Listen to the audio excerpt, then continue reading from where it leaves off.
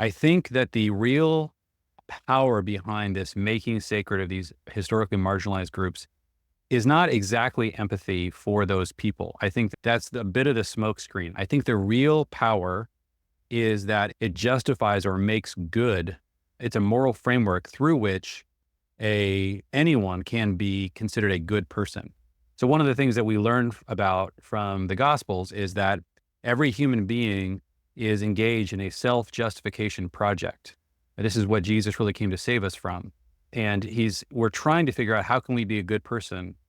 The way that the gospel story is played out is that in the garden, when Adam and Eve ate from the tree of knowledge of good and evil, they experienced shame, and there was nothing that was given to them to ultimately help them come out of that shame. This shame, they were given skins to cover their nakedness, but the shame was right underneath, right? It still remains until when Jesus comes and actually justifies us. Now, I think that the gospel is really portraying this as the universal problem of humanity, and that if we do not find ways in which to receive our justification through the gospel, through what Jesus has done for us, then we're going to always be attempting a project to feel like a good person, right?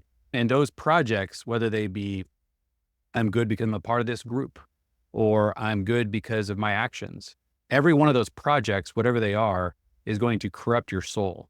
And the only way out of this dilemma is to come to faith in Jesus, what Jesus has already done for you. And this is what in Christianity frees a Christian from the tyranny of self-justification projects. I think the entire wokeness conversation is a self-justification project, primarily being lived out, if you're looking at groups, oftentimes by white liberals, men and women, probably more women in this case. And so they're able to become good by constantly living out in a way where they are creating the emotional safety and equality of outcome for these historically marginalized groups.